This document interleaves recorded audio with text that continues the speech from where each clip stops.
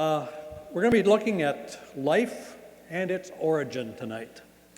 We're going to look at a high-level view of life's components to illustrate there really is no such thing as simple life, in that we are indeed fearfully and wonderfully made. And we'll be looking at some of the proposed naturalistic scenarios for the origin of life that you'll see running all over the place, and some of the difficulties with those. And I specialize in the biggest one, which is the information and its processing in life.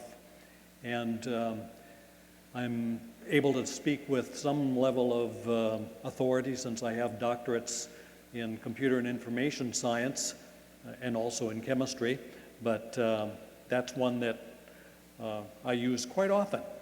And so don't get overwhelmed by a couple of the slides because we're going to be looking at a high-level view of the complexities of life. The DNA is the molecule of life in the cell, and there are literally trillions of cells. A human being has somewhere in the vicinity of 100 trillion cells, and every cell has chromosomes wrapped around a really complex hierarchical structure of proteins. And if you took the DNA and stretched it out, it would be about a little over 6 feet long, weighing about a trillionth of a gram, so it's not a huge mass, but it's pretty long. Along the DNA, you see these letters, A, C, G, and T. Those are identified as the bases that are used. Every nucleotide along the strand is connected with a particular base, and that determines what the genetic code is. We'll be talking a little bit about genes. Genes are used to make proteins, and we'll talk about that process in a little bit more detail. And if something goes over your head, don't worry about it. Just realize, wow, that's impressive, because life is really impressive. And nobody understands everything about life, so don't feel like you're the only one that doesn't understand a lot of stuff. So, one of the most interesting things is unzipping the DNA to replicate. Every single person, every single being that ever existed, whether it be an animal or a plant or human being, everything starts out as a single cell. And have you ever stopped to think about what's involved with duplicating the DNA from one cell to get two cells with identical DNA? Kind of impressive, huh? So the chromosomes in the nucleus, there's a very complex helicase enzyme that goes along the DNA and splits the DNA so that you get two copies of the DNA. One is the daughter helix and another daughter helix here. They're both identical, and they're both identical to the original parent. You ever stop to think of what that means? Jerry Bergman has a really interesting analogy. Remember, the DNA actually is only about 6 feet long, but if we multiply that by a factor of 1,000,000, imagine the DNA being 125 miles long. And then envision that as a monofilament fishing line, and you have two of them wrapped around each other, like the spiral here, the helix. Okay, you got that picture in your mind? When you have a casting rod and you cast it out, nobody has ever had a problem with the thing tangling up or anything, right? Well, can you envision something, a pair of monofilament lines wrapped around each other, 125 miles long, wrapped around some very intricate structures and stuffed and folded and put inside of something the size of a basketball. That's the relative thing that would take to do this. Now, to duplicate the DNA, the basketball has to be opened up, the pairs of wrapped up 125-mile fishing line has to be pulled out, you have to straighten them out, you have to have each one create a duplicate of itself without tangling. Whoa, isn't that interesting? And then when you're completed, then you have the two daughters neatly folded together and put inside their own little basketballs. Can you envision the engineering problem to accomplish that? That's just one little aspect that is done. When it unwinds, the thing goes about 8,000 RPMs as it unwinds. There are about, in the chromosomes, there are about 25 million spools that these things are folded against. And there are more than 30 specific functional proteins that are required just for the duplication of a cell. And every cell has that capability that has to be duplicated. And that includes human beings, because you started out as a single cell. And so it had to be duplicated. First that single cell became 2, then 4, and then 8, and so forth as the organism grows. And it happens with all animals, plants as well. So you're starting to get a little bit about the picture of the complexities of life. Now, another complexity of life is in the DNA transcription and translation process. Now, I expect you all to know this and be able to recite it back by heart. But inside the nucleus, you have the DNA. Here's the helix that's wrapped around there. You have an enzyme called RNA polymerase that goes along and unwraps the strands of DNA, and as it does so, it creates, from the information pattern on the DNA, a messenger RNA. So the same information that was along one of the strands of the DNA is now along the messenger RNA. You got that picture? So you have really a computer-based system here that the RNA polymerase transcribes the information that's stored in the DNA into a transmission device called messenger RNA, and when that is completed, the messenger RNA migrates out of the nucleus into the cytoplasm, and in the cytoplasm you have all kinds of other stuff taking place. Among other things, you have this computer-controlled factory called a ribosome, and it really is a computer-controlled factory that takes the information on the messenger RNA and breaks it up into what are called codons. Codons are, these 3 letters, for example, are codons, and it finds floating around in the cytoplasm a match to the codon that it's trying to translate. So this particular codon here, for example, at one end is the codon, at the other end is an amino acid. Amino acid is used for building proteins. And there's absolutely nothing from physical science that determines why is that particular amino acid connected with that particular codon. It's a purely arbitrary code. Just like the zip code is purely arbitrary.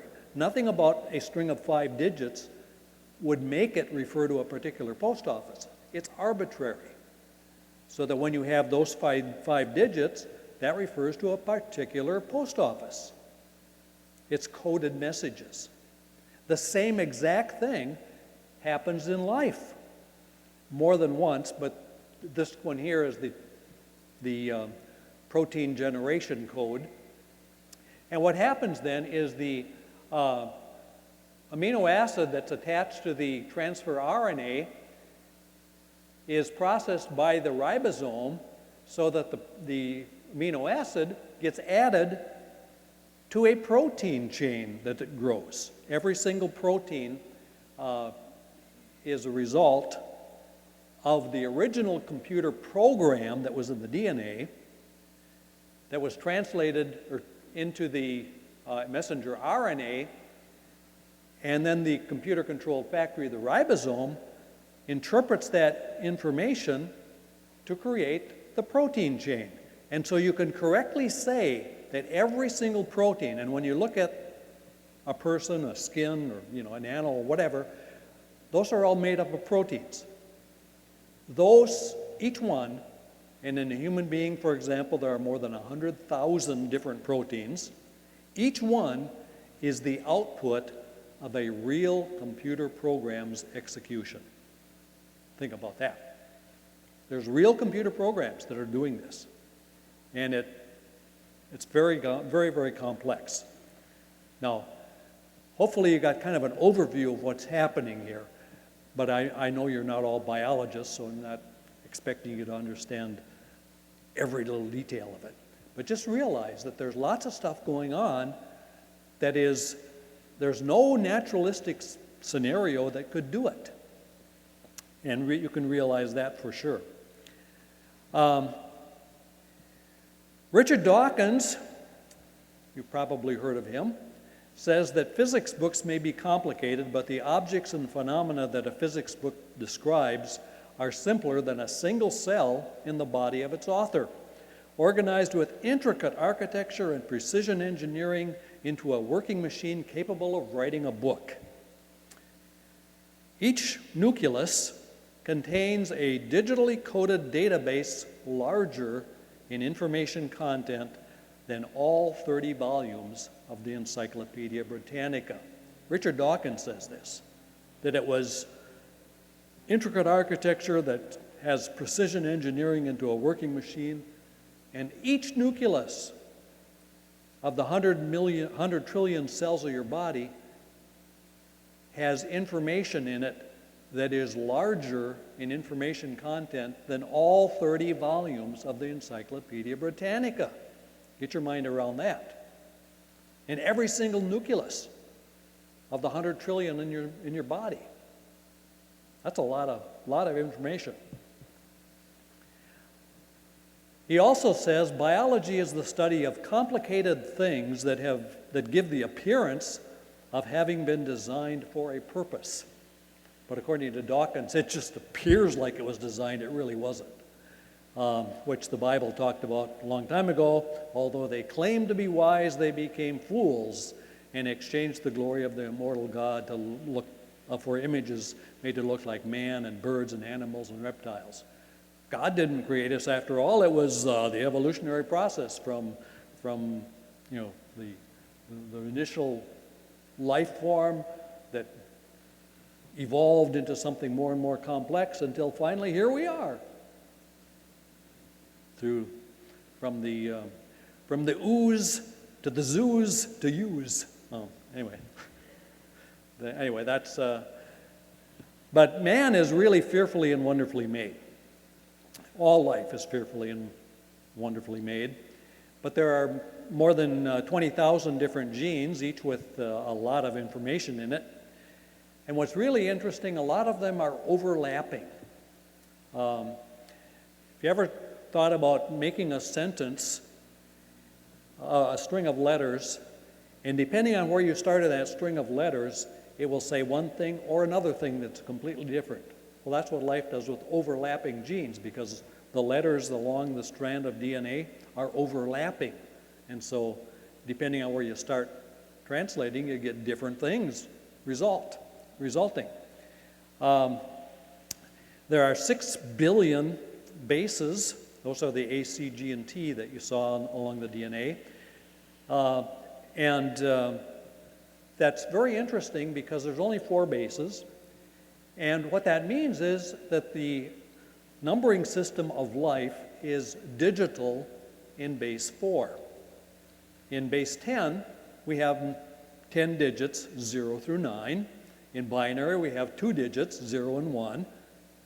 In life, we have 4 digits, A, C, G, and T. But those are the only 4 digits. But it's digital. And we all know from the big switch to digital TV that digital is better. And life knew that from the very beginning. It's also interesting that the codons are 3 of those bases. And so there are 4 raised to the 3 power, or 64 different possible codons. For those of you not real familiar with math, take my word for it, there's 64 different possible codons. There are 20 amino acids that are used by life, and so you have 64 codons into 20 amino acids, so there's some duplication there, redundancy. And part of the reason for that redundancy is that a particular nucleotide, like I said, when you have overlapping genes, for example, is used in more than one program. In fact, it has been discovered that a single nucleotide can be in as many as 12 different programs, a single one. Can you envision a 12-dimensional crossword puzzle, picking a letter that makes sense 12 ways? Can you envision that? But that's why there's some redundancy, because a particular combination of the codons might produce the same amino acid, but that amino acid has different ways of getting to it. There might be, as many as 4 or 5 or 6 different ways to generate that amino acid, and I believe it mostly due to the multiple uses of the code and multiple interpretations of the overlapping codes, for example. And that becomes then more and more complex.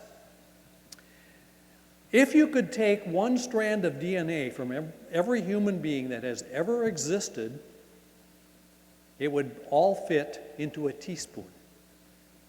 And if you could encode information that's written in books using the same information density, that same teaspoon would hold all of the books that have ever been written in that same teaspoon. So it's extremely high information density. The simplest organism has more than 150 nucleotides. Human beings have 6 billion.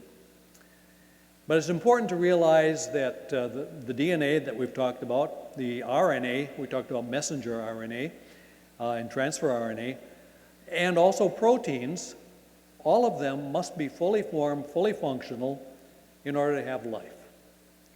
And about a little over 2,000 rather, of the enzymes are proteins that are simply used for enzymes. Enzymes are things that hold components together so that a reaction can take place. It has been discovered that the longest biochemical reaction without enzymes would take 1 trillion years to perform the reaction. That doesn't make it very useful for life. With an enzyme, it takes less than 1/100th of a second, which means it could be used for life. So the enzyme, without enzymes, rather, you don't have the possibility for life. So we can definitely see that all life really is fearfully and wonderfully made.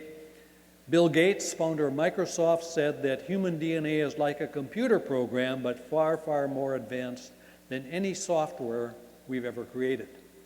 Can you envision how believable it would be if I said, well, the Windows 8 operating system that's running on this computer just arose by undirected natural processes through the process of evolution?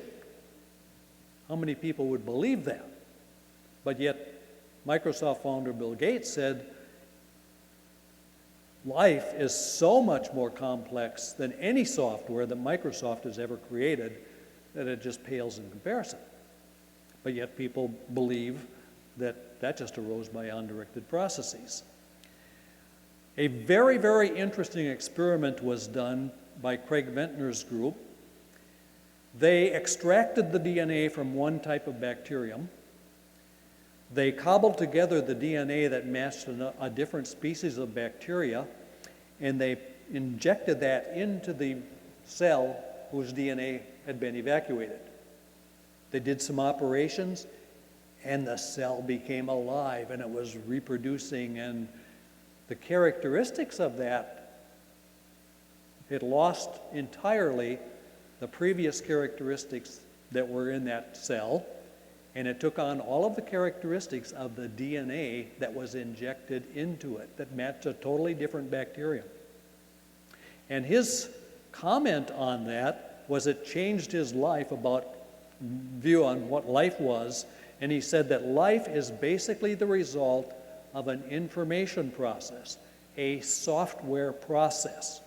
Our genetic code is our software.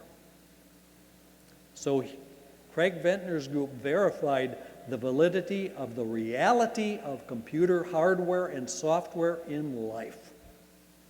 It is real. It's not like a computer program, it is computer programs. Got that picture? And this has been experimentally verified by Craig Ventnor's group. The cells themselves are quite wonderfully made. The cell membrane admits or denies passage to thousands of different compounds. The organelles, which are the organs of the cell, perform nutrition, repair, waste disposal, communication, reproduction, all kinds of other stuff. Every cell is a very complex chemical factory that's computer controlled, about 1/10 trillionth the size of the Viking space probe, and it does in less than a second what it takes scientists weeks to do in the lab. It's a self-replicating three-dimensional network computing and storage system, very complex. If we look at some of the specialized cells, for example, just to manufacture hemoglobin for your body requires 2.5 times 10 to the 17th operations per second. That is nearly a billion operations per second, quarter of a billion operations per second. There's 100 billion neurons, those are brain cells, and every single neuron is linked to about 10,000 other neurons, so you have about 1 billion interconnections in your brain. The brain can perform somewhere in the vicinity of 10 billion operations per second, which is more than all the electronic computers in the world put together. So the most powerful computer is in the top of your head. For example, 1 second of data coming in on the optic nerve would take a supercomputer, the fastest computer in the world, hours to do, and your brain does it in real time. Talking takes about 100,000 neuromuscular events per second, using more than 100 muscles to control various things that allows you to talk. You should be worn out. At least I should be, because I'm talking.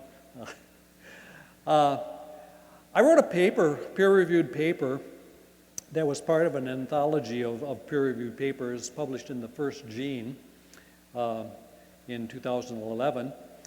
And I point out that the origin of life's biggest mystery is the origin of the genome, which contains the information of the computer-controlled aspects of cellular life today. Without this formal control, no life would exist.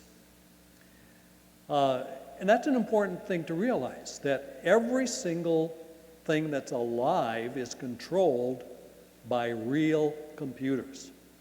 And I pointed out in 2 peer-reviewed papers that biology is not a physical science like chemistry and physics are, which are controlled strictly by natural laws. Biology is an information science because it is controlled by the processing of digital information, which means biology really is an information science. The Programming of Life book, which is one of the books back there, was #1 bestseller in molecular biology multiple times. It brings to light some things that a lot of biologists didn't realize. Anyway, for the origin of life, there are many different scenarios. There's the protein first scenario for the origin of life, where you had chemicals that developed into amino acids, which developed into proteins, and once you had proteins, then you could have DNA. Proteins could form the DNA, supposedly. There's a big problem with that, however, from information science. That last step is impossible. Not unlikely, impossible. You cannot transfer information from a 20 symbolic alphabet like the proteins have to a 64 symbolic alphabet that the DNA has. It's physically, mathematically impossible. It cannot be done. So that none of the protein's first scenarios has any scientific basis, although they are taught as, well, it might have happened that way. No, it couldn't have happened that way. So one of the other option along there is that you suddenly had proteins and DNA simultaneously arising. You couldn't have had proteins first, but maybe they somehow simultaneously arose, and by some strange quirk of nature, you had both the DNA and the proteins forming at once so that you could have life. That's rather prohibitively improbable. And even if it was possible to have the code, you still wouldn't have the computer hardware to read that code and process it. That's the other thing that is missing. So what has happened in recent years is scenario has shifted to what's called the RNA world. RNA is very similar to DNA, except it occurs in single strand, like the messenger RNA, for example. And what they've proposed is that you had an RNA that was really a ribozyme. A ribozyme contains the RNA, and it has the enzymatic properties of proteins. Because in the DNA and proteins, the proteins are the enzymes that allow for life to happen. So if RNA could possess the characteristics of protein enzymes and have the information storage of DNA, then we can get by with one component. You follow that? The ribozyme that can be self-replicating. It can store the program, and it has the enzymatic capability so that eventually in the mixture of life, you had this formation of a ribozyme that could self-replicate. It had the programs in it, and it had the enzymatic capability to make life work, supposedly. There's some huge problems with that, but I go into them in a lot more detail in my paper, why that doesn't work. But I won't get into that because there's not time to do it in any depth tonight. But basically, it doesn't work. The other real common scenario for the origin of life from the naturalistic scenarios is to have a metabolism first scenario. In this scenario, you have a bag of chemicals called a composome, which presumably would continue to grow with these chemicals until it reaches a certain point where it will have to divide. And it divides approximately half and half, and so half of the chemicals go to one daughter and half to another daughter, and each one would inherit the chemical properties of the parent. There's some major problems with that. One of them is the replicative and evolvability and all kinds of other things that go along with that. But if you had, the replication is fundamental. Computer-controlled or cybernetically controlled chemical metabolic networks are needed to admit the fuel for processing and for harnessing energy, and none of those would take place in any of these scenarios. So basically, in my paper about the minimum possible genome of the first cell that was alive, it goes into why none of those things work, and that science really needs some other answers to look at some things that might work. But one of the things that is often talked about is the Miller-Urey experiment back in the 50s. You've probably all seen something like this, where they took water, ammonia, methane, and hydrogen.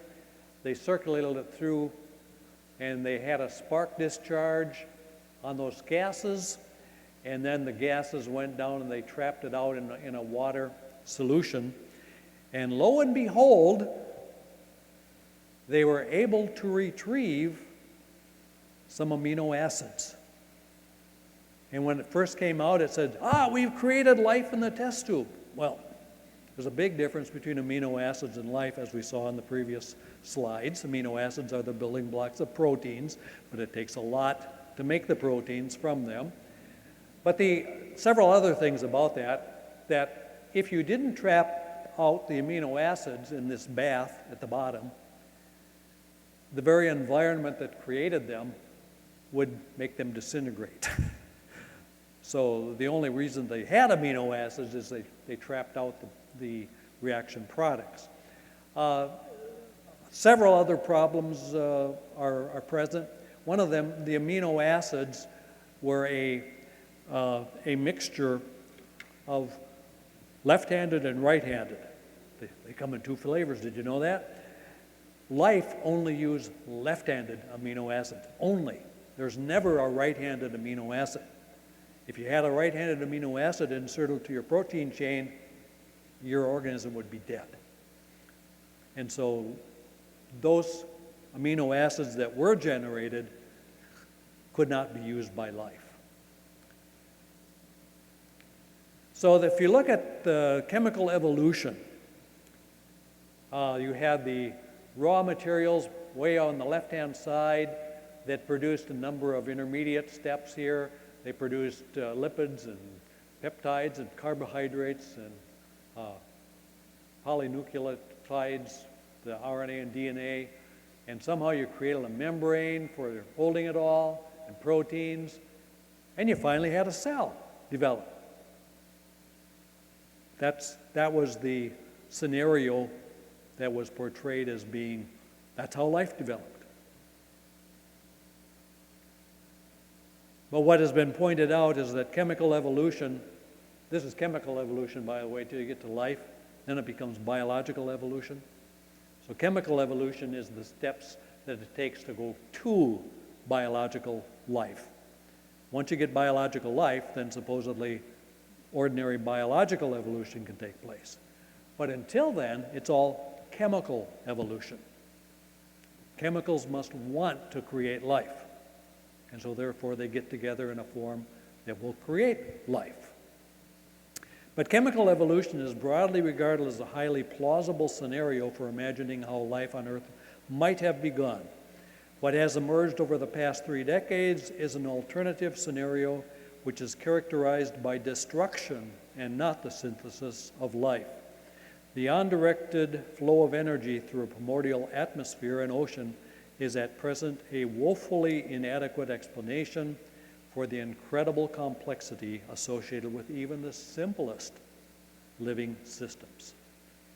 This doesn't work, in other words.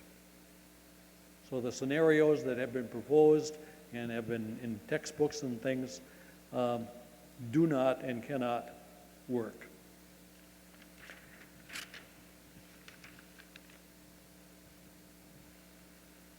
So here we have this guy that says, if I can just synthesize life here, then I'll have proven that no intelligence was necessary to form life in the beginning. And what we see in all of these experiments that say, well, maybe life formed this way because I can take these components, these pure components, like in the Miller-Urey experiment, they had pure components, and I mix them together and I form things that maybe could have been useful for life. And so then they extrapolate that to, well, that may be a scenario by which life formed. And the idea is that those are all man-made experiments, so very good experiments, chemical experiments, but they have nothing to do with the origin of life. And to keep that in mind. None of the papers that were published in the Journal of Molecular Evolution, you would think the Journal of Molecular Evolution would describe how molecules evolve into life, right?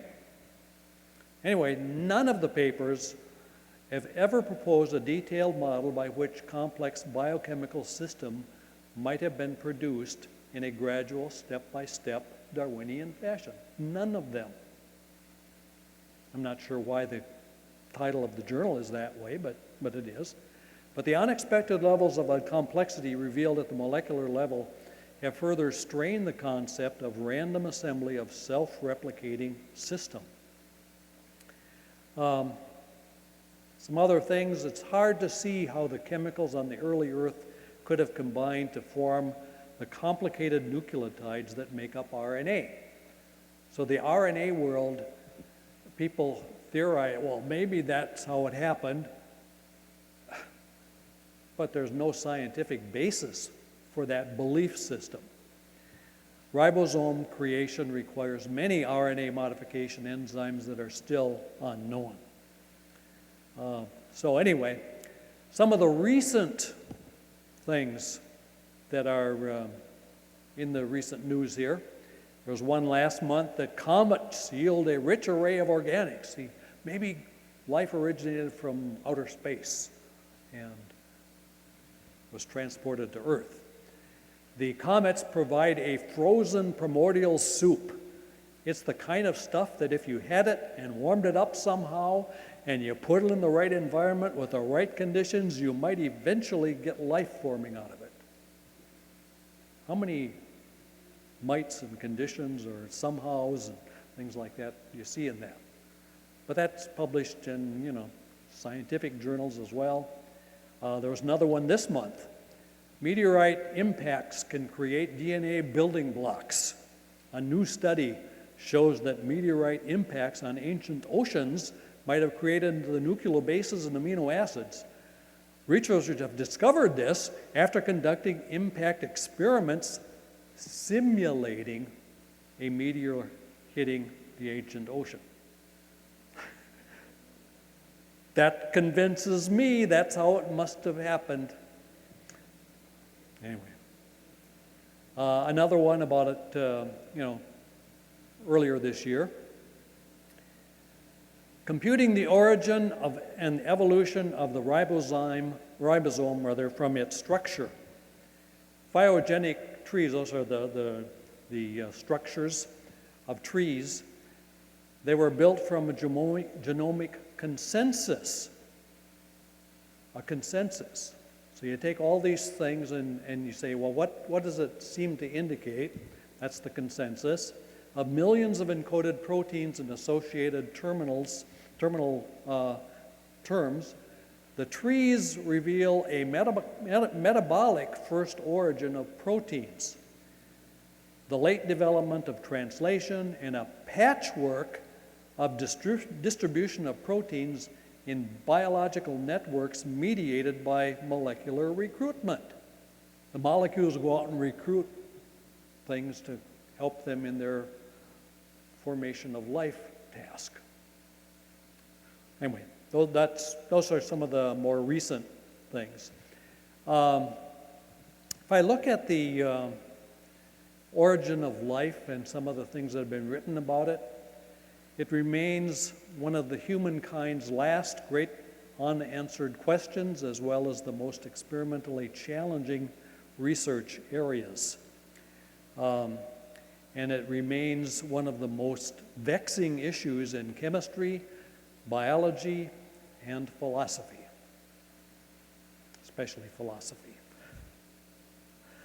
The challenge that I point out in one of my books, my first book actually, Probabilities, Nature, and Nature's Probability, the challenge for an undirected origin of such a cybernetic, that's computer-controlled, complex interacting computer system, is the need to demonstrate that the rules, laws, and theories that govern electronic computing systems and information don't apply to the even more complex digital information systems that are in living organisms. Nobody's shown that the rules of computing and information theory don't apply to life. And I'm saying they have to, because it's just information that's being transferred around. There's a book that just came out earlier this year called Primordial Prescription, the Most Plaguing Problem of Life Science. Primordial Prescription has to do with computer programs that are in life. Well, prescription is the computer programs. Primordial means how do they get into the first cell so the first cell could develop? All living cells are programmed. They are cybernetic. To have any hope in explaining life origin, we must first explain the birth of prescription, in other words, the programming, and its processing, the computer hardware that processes the computer programs. We need to explain that. Then we must explain the instantiation of prescription and its processing into the physical cosmos. In other words, once we explain, well, there is computer programming, there are computer hardware and software, how did they get transferred into the reality of physicality in the cell? Because we know they're there. How did that happen? Because computer programs and all information is not physical. Information is a non-physical entity that comes from the mind, and that is the only source of information that we know about. Another quote from the same book. We have another chicken and egg paradox associated with life origin. Only agency can make programming decisions and engineer processing devices. That's intelligent design, basically. Only agency can organize parts and events into useful entities and procedures, yet agency exists only in association with or as a product of already existing life. Human beings can make things that have computer programs and computer hardware and software. We can do that because we have a mind and we can think and we can design things. But those things then arise from life. Where did the programming hardware and the computer hardware and software come from in the first life? And he's saying that's the most plaguing problem of life origin. You have not explained that. How is it possible for that to happen? And I've listed many things in the Programming of Life book that bring this to life as well. If you just talk about probabilities, what is the probability of having a sequence that matches a particular life component?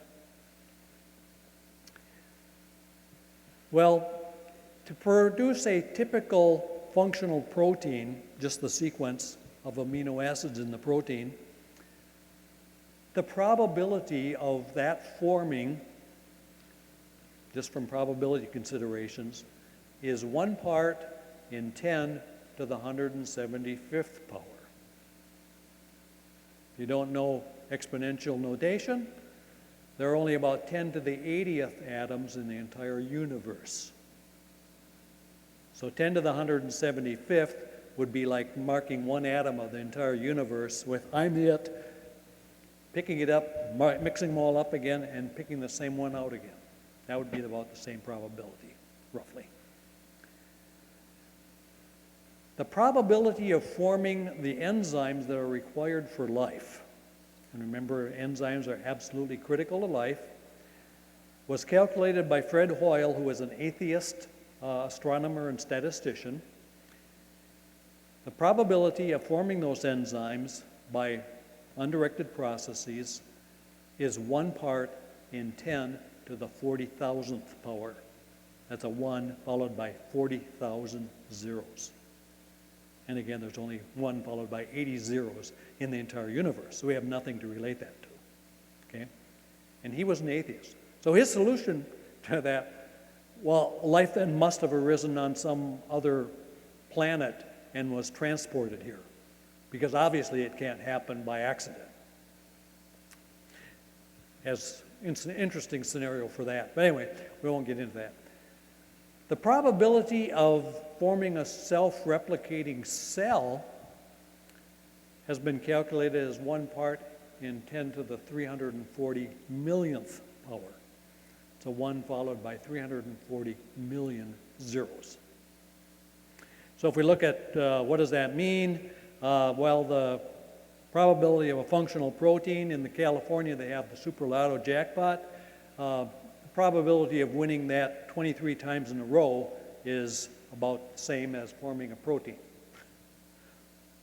The probability of winning it every Wednesday and Saturday for 50 years, buying a single ticket each time, is about the probability of the enzymes for life.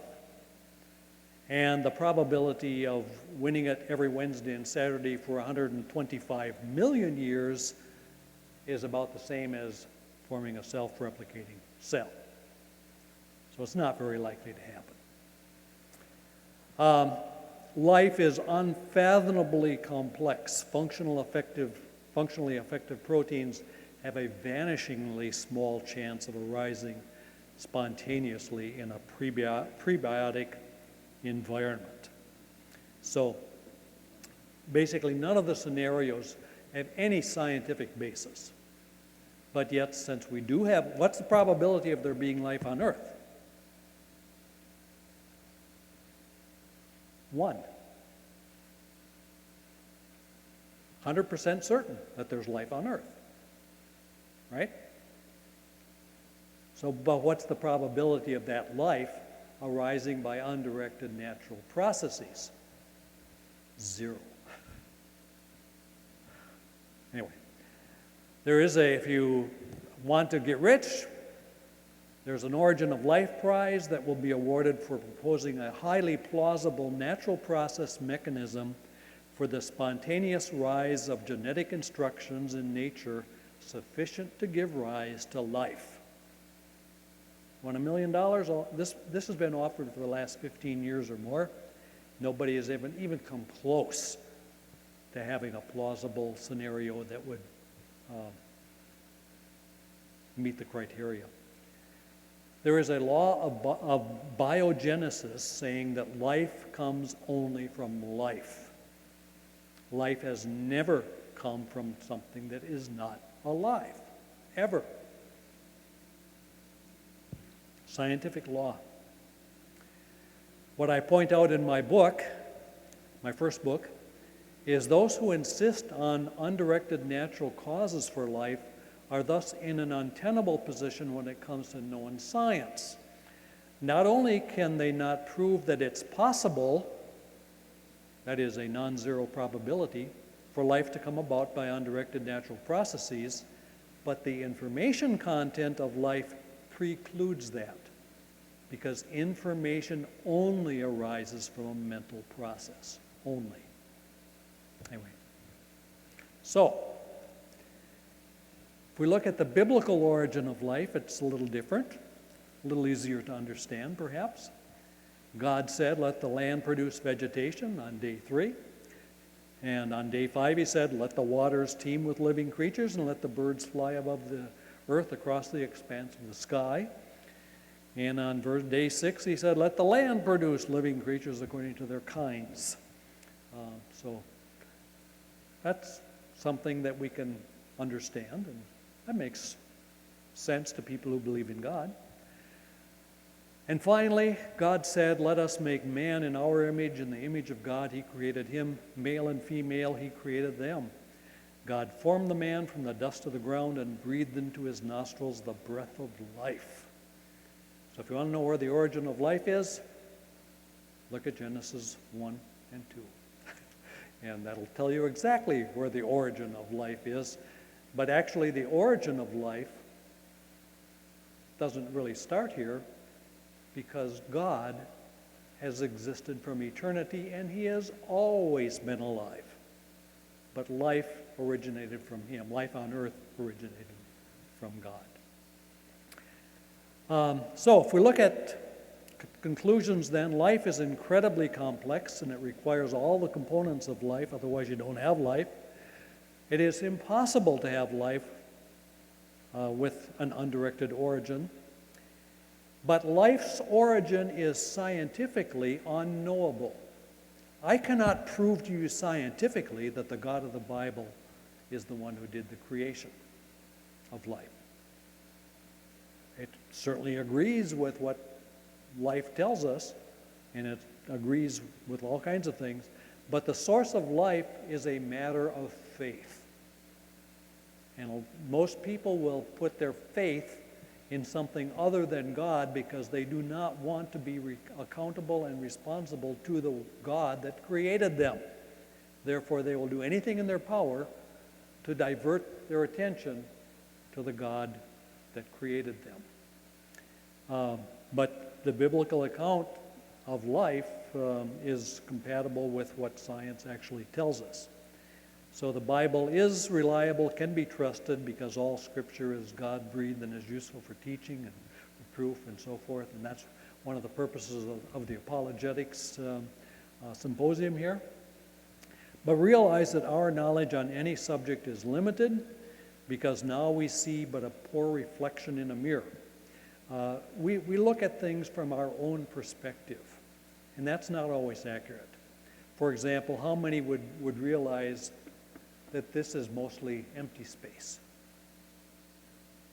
If you look at the atomic structure, protons are a relatively minuscule part of that.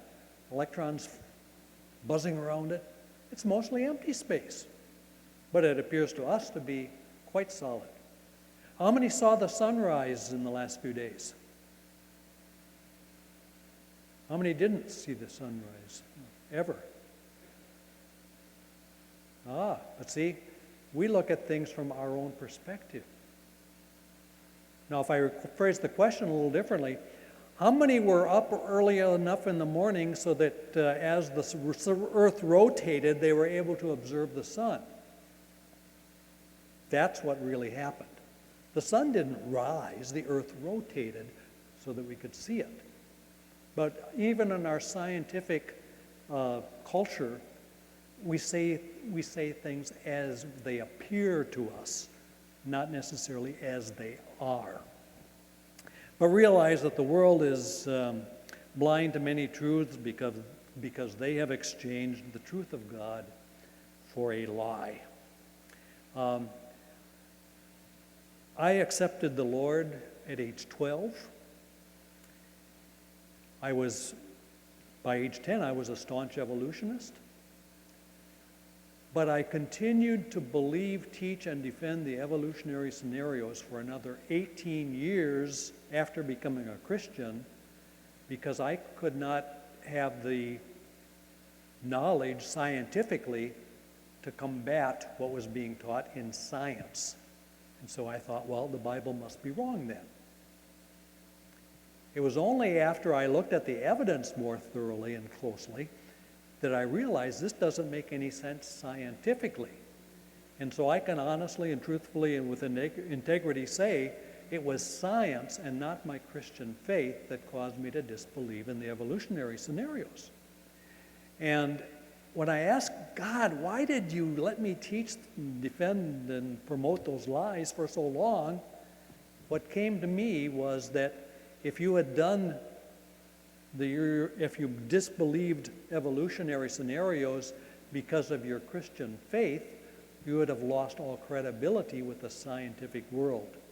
And as it is, I can have peer-reviewed papers published, and I can write scientific books that are #1 bestseller in molecular biology, all kinds of things, because I use science. When I'm talking to scientists, I use science and break down the intellectual barriers that people have to allow them to seek the one who did the creating and designing, because the Bible says if you seek, you will find, and that's what I count on, and I've seen it happen many times.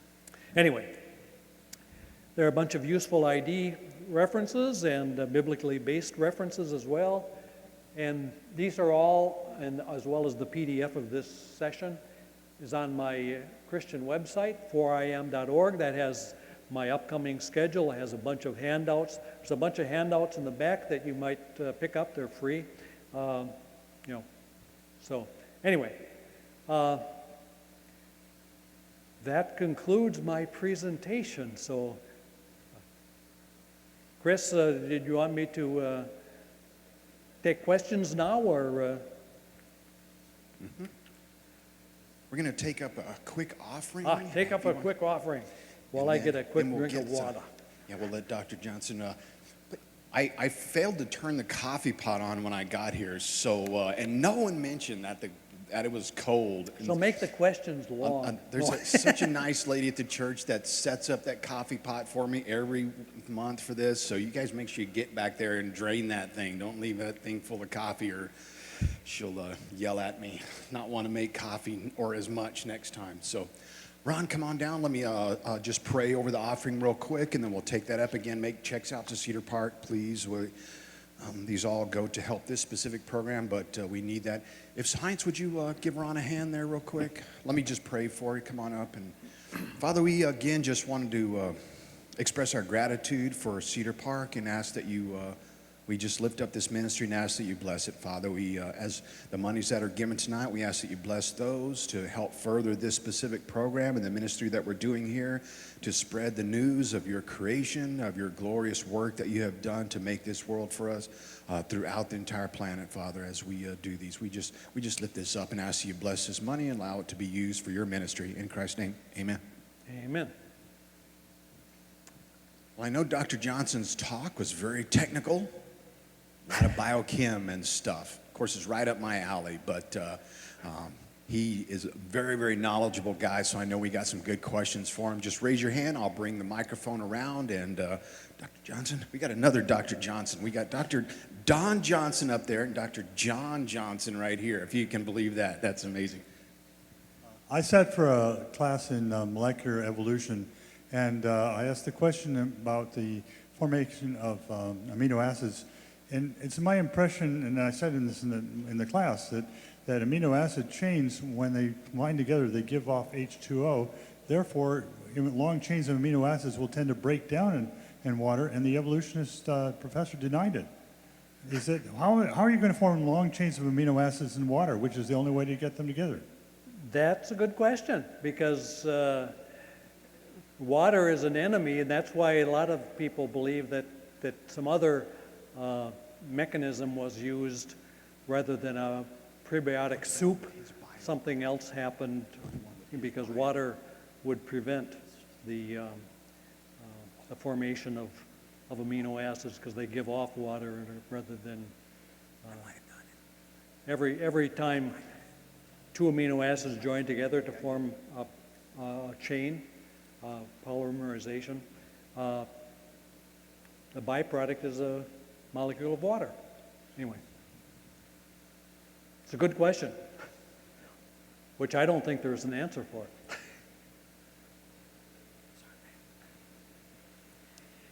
Could you explain a little bit more the right-handed versus left-handed amino acids? Amino acids have what are called enantiomers, and like the left and right hand are mirror images of one another, right? You cannot superimpose them, but they're mirror images. exactly the same thing happens in amino acids. You have left-handed amino acids and right-handed amino acids. They have the same content chemically, and if you have, in the laboratory, if you mix things to create amino acids, you get an equal mixture of both. You don't get all left-handed or all right-handed. You get equal mixture of both. Life only uses left-handed. Now, the same kind of relationship also happens in the ribonucleotides, the sugars, ribonucleic acid and deoxyribonucleic acid, the two forms of that, left-handed and right-handed. But rather than left-handed, it uses only right-handed sugars. Anyway, nobody knows why, but if you insert something of the wrong-handedness, it doesn't work. Good question. And there's no explanation as to how that happened.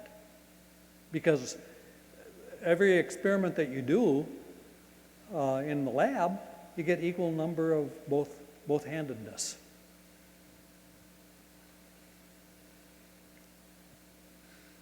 Yes, I have a question related to RNA world. I had a discussion online with an evolutionist, and they brought up the idea of self-replicating ribozymes, I guess you call them, RNA enzymes. Right, And the ribozymes, yeah. They directed me to a particular technical paper, and I am a layperson, but I'm not intimidated by the scientists, and so I did take the time to read it, and obviously some things were over my head, but some things actually made me stop and ask a lot of questions. For example, it talked about, well, the idea of self-replicating, and it also talked about information and about evolution happening in their experiments with these self-replicating molecules. But the question I have is it seems to me they were playing fast and loose with a couple of terms like self, because it wasn't self that put together the experiments. It was a lot of really smart scientists that assembled all the conditions and everything. And the other thing is information. They never explained where prescriptive information comes from that's encoded in the molecules. And something that came to mind for me was, well, what about entropy? Because the longest molecule they were dealing with was, I guess, 95 bases long. Well, what happens when you're talking about hundreds of thousands that it needs to be in order to have life? Can you comment on all that? Yeah, well, my understanding of the ribozymes, they are not self-contained, but if you can make a ribonucleic acid strand that does have within it some capability of having enzymatic activity for certain reactions, but not, as I've never seen one that had self-replicating. In other words, the enzymes in it cannot be used to replicate itself. Now that might have been something that was changed, but even if it did, it was obviously designed to do that. It didn't just arise by undirected processes. But what happens is that people have these very carefully controlled experiments. They're very interesting experiments.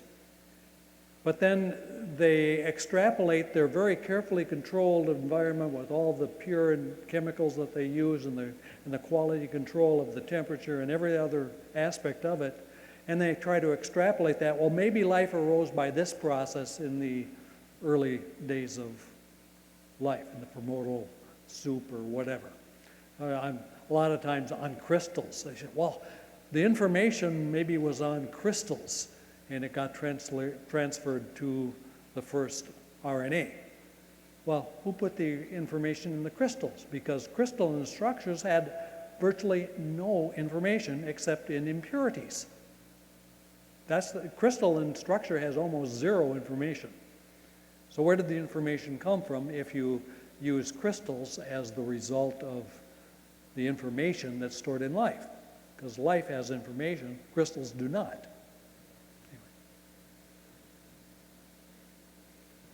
I don't know if that answers your question or not, but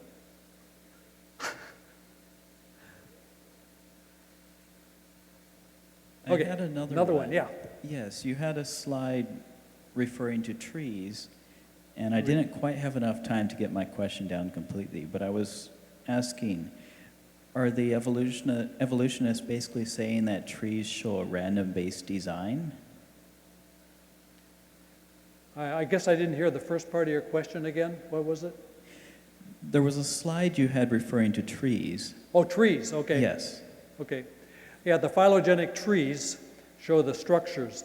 If you look at a phylogenetic tree, my favorite pictures of phylogenetic trees are from the fossil record. The Encyclopedia Britannica used to have the tree of life that showed all the structures of organisms and how this supposedly showed evolution. But in actuality, what it showed was that when a particular structure formed, it formed instantaneously in the fossil record and remained to this day or else went extinct. You do not see things morphing into a different pattern. Now, they stopped using that phylogenetic tree that they used to show as evidence of evolution, because anyone who looks at that can actually see this doesn't show evolution. The transitional forms are completely missing, and they still are. There have been many cases that have been claimed to be transitions between the various structural forms. Probably one of the most famous ones is the tectonic. That PBS had a program called What Darwin Never Knew in this 2-hour program. It's still on PBS, by the way. In this 2-hour program, they devoted probably 15 minutes to how they were looking for this transitional form between fish and tetrapods, 4-limbed creatures. And when they found the tectonic, they were overjoyed. That proves evolution, because we were looking for this transitional form, and those fins could have been used for walking. And therefore, that's the missing link between fish and 4-limbed creatures, which lasted maybe for about 2 years until they found a fossil that was dated millions of years older than the tectonic. Therefore, and that was fully formed tetrapod. So that obviously that was not a transitional form between fish and tetrapods. But that doesn't matter. It must have been. As similar other kinds of things too, that they make up a story, and then if they find anything that they can use, they'll try to use it as the transitional form. And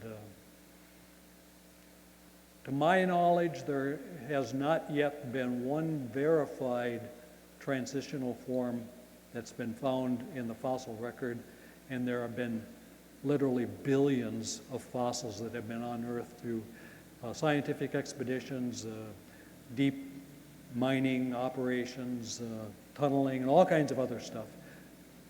None of those billions of fossils are transitional. You mentioned electrons and protons, and from my limited background, okay, so we have electrons going around protons and things, and that seems to me that's a surprise.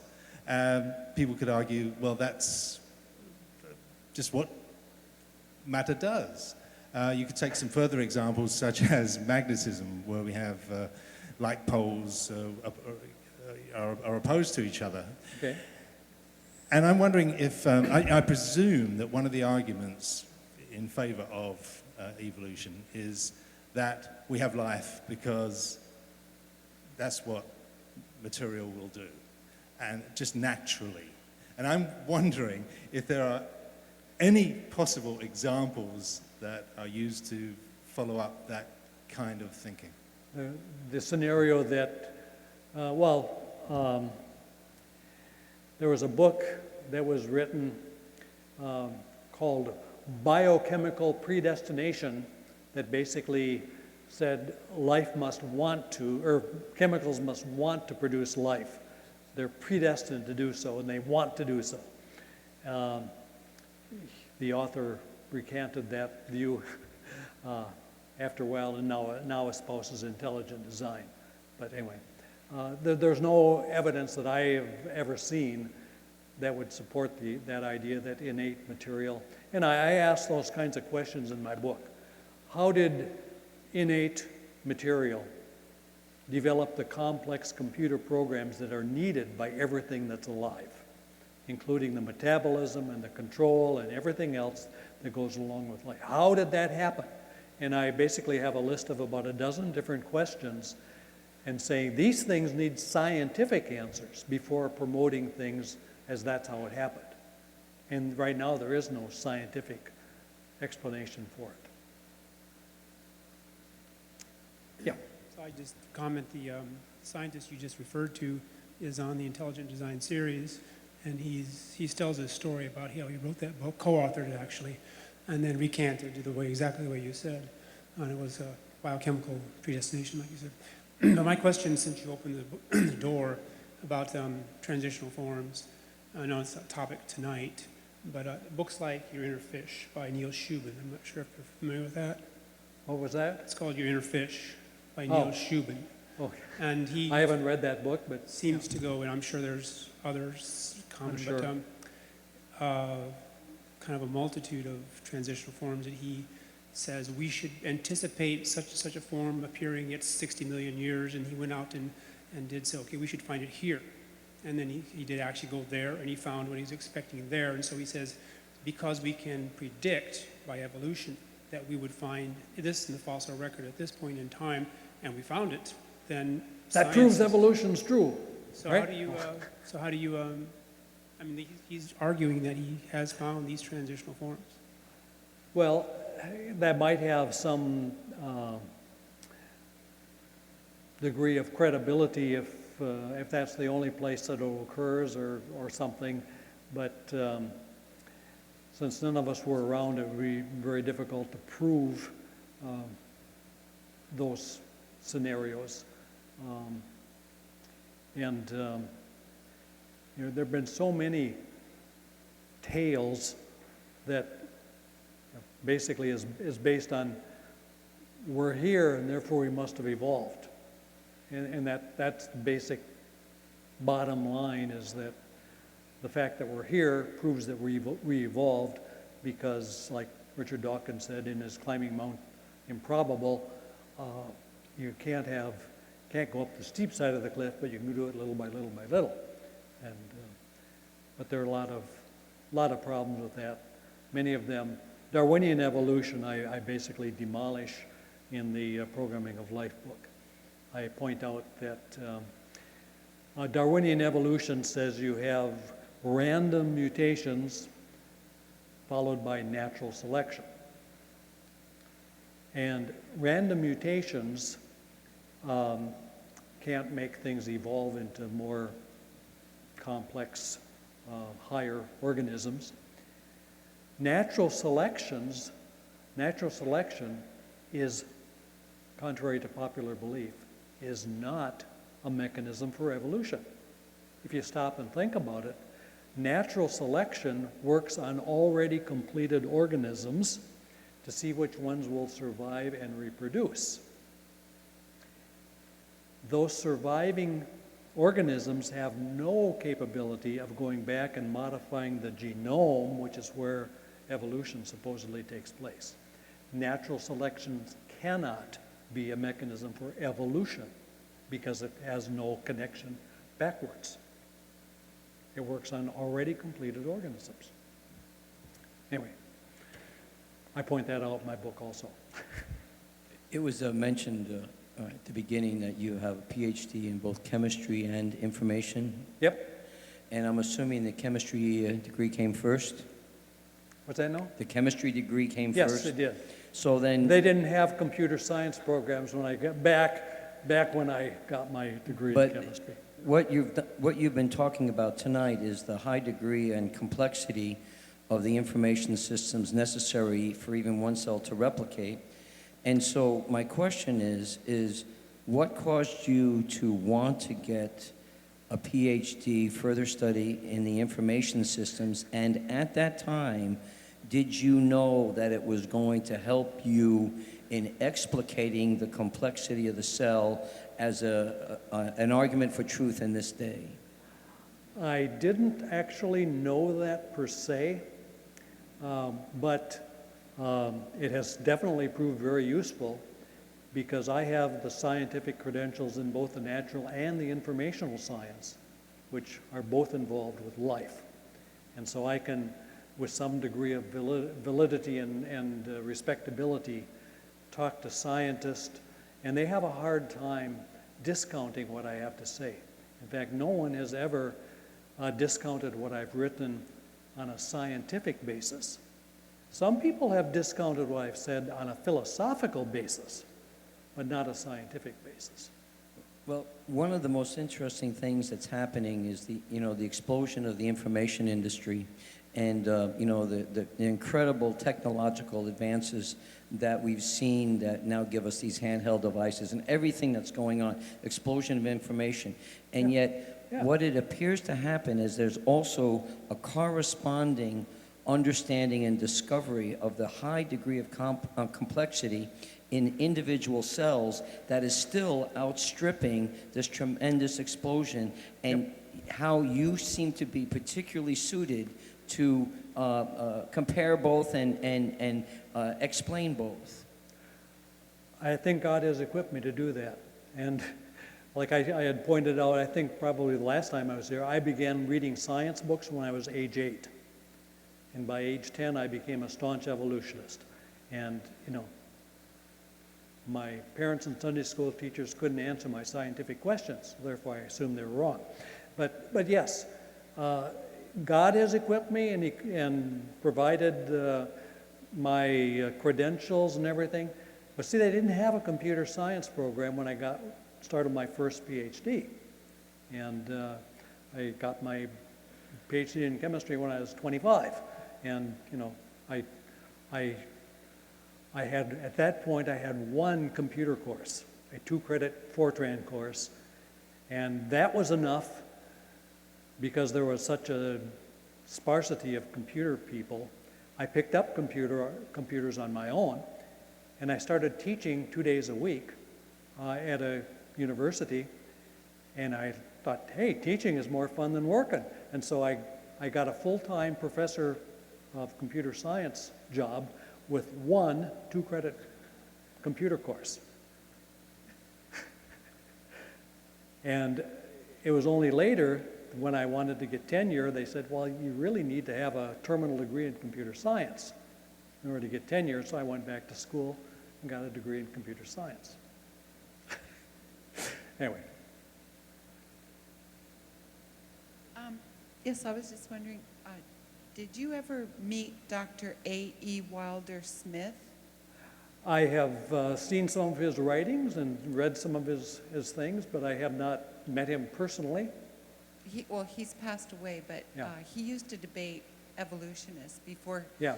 Because he was an evolutionist prior to. There are a lot of people who were evolutionists who now debate evolutionists. Yeah.